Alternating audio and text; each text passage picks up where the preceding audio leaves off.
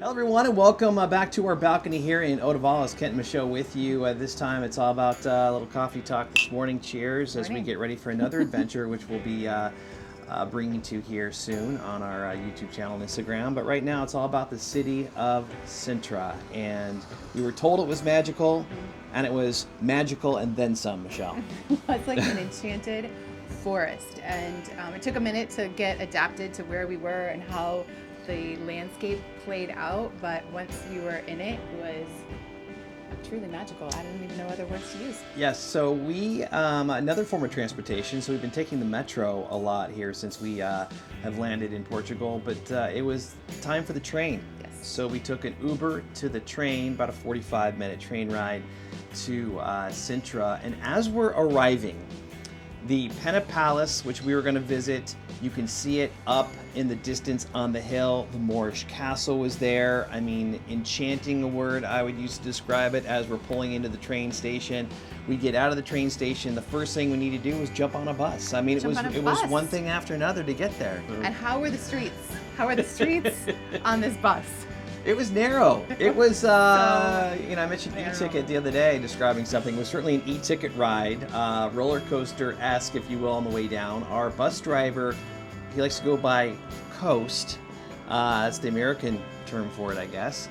We chatted with him all the way up. Yeah. It was awesome. We'll bring that interview.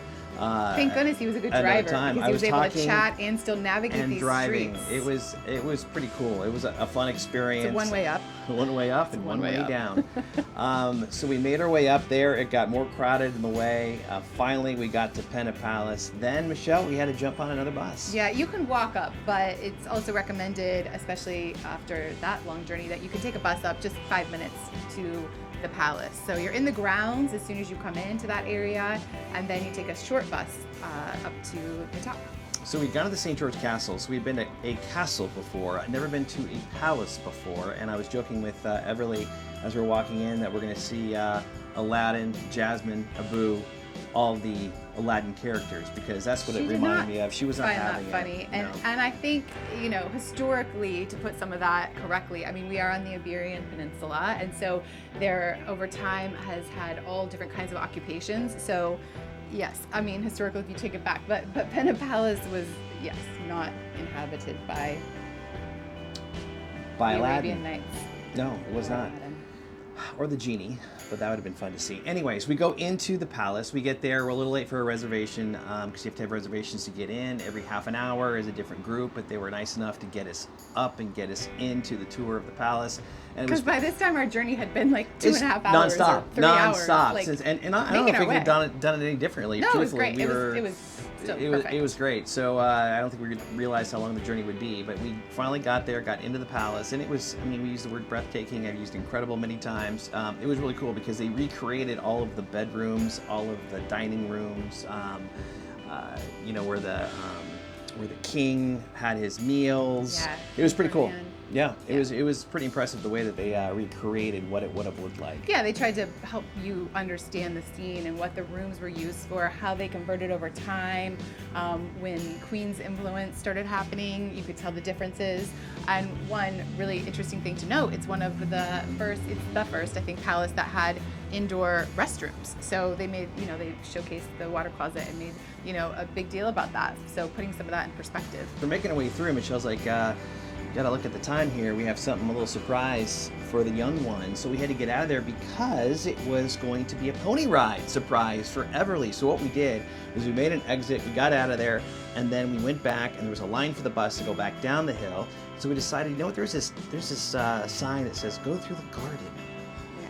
Let's go through the garden. Let's try to find the stable. And Thank we got goodness. immersed into this other world that I've never seen a landscape so gorgeous in my life, and it did bring me back a little bit to the Indiana Jones movies. I know you didn't really fancy that references so much. sometimes. I mean, we're just trying to be in the secret garden. Oh, maybe it would be my reference, the enchanted forest, but streams and fountains and just green everywhere. We felt like it was our own to explore.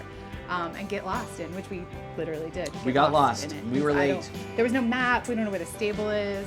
There were signs, but there were more symbols than signs. So we finally made our way, and thanks to Everly, who was able to find the stable. We found the stable. Yeah, she found it on a map. Finally. Very unassuming. Had to walk to behind the stable. We saw somebody that was tending to a horse, and we asked them, and apparently they were expecting us. Teresa, who again, we'll have another interview with her. She was wonderful. She was kind of in charge of the tour. She helped us each. I didn't know this, by the way. It was not just a pony ride. There was a surprise for the whole family. Yeah, it was 2 horses and a pony. Yes. And by the way, So give Kent and I Michelle went on a tons of horse credit. I've had some experience with some of my family being from Montana to ride horses, but she's never been on a horse before. Give her tons of credit. She got on a horse. And by the way, I wish we had this on video, but I will tell this story. She is on a horse.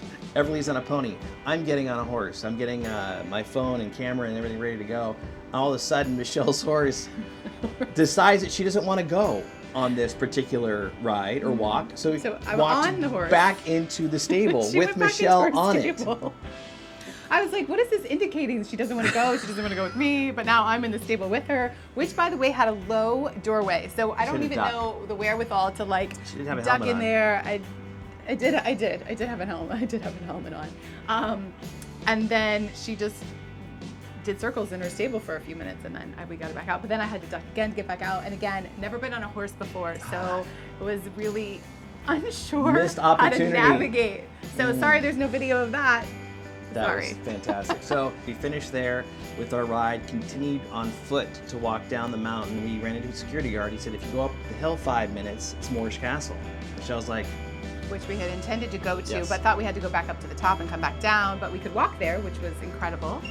so we get to Moorish Castle, and Coast, our bus driver on the way up, had told me that Moorish Castle was actually there before Portugal was Portugal, before Spain was Spain, before the Pena Palace is the Pena Palace. Yeah. I mean, this 8th had been there century. a long time. 8th Moorish century. was built in the 8th century when the Moorish came Thank God for you to the with your Iberian research. Peninsula. Thank goodness. Yeah, so I don't think we've been anywhere That old. that has such Historical. history in that way. Once you're climbing on these old stone structures, I mean, really very unlike other places we go, especially maybe in America, where it's like a lot of security and a lot of other presence. Like, you were able to just Yeah. take it in, walk, observe it on your own. No guardrails, no security. So there's this like unsettling part about None that. of don't walk here, don't touch this, but kind of you wish there was a don't walk here because you're kind of hanging on.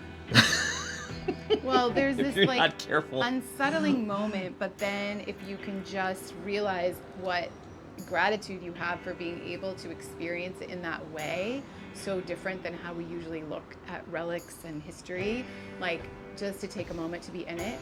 And Everly, very unabandoned, very unafraid of anything. And so going to the highest height and just like running up there, watching her do that, being encouraged to go with her, though, yeah, I don't know, my fear of heights is like gotten more. But this trip, might as well just not even talk about that because I have been on some of the highest points ever, so it's fine. I'm good now. So on my map, if you're here in Lisbon, we went west. Sintra, right? To the coast, closer to the coast. New geography is We'll figure out a impressive. graphics as we move forward here.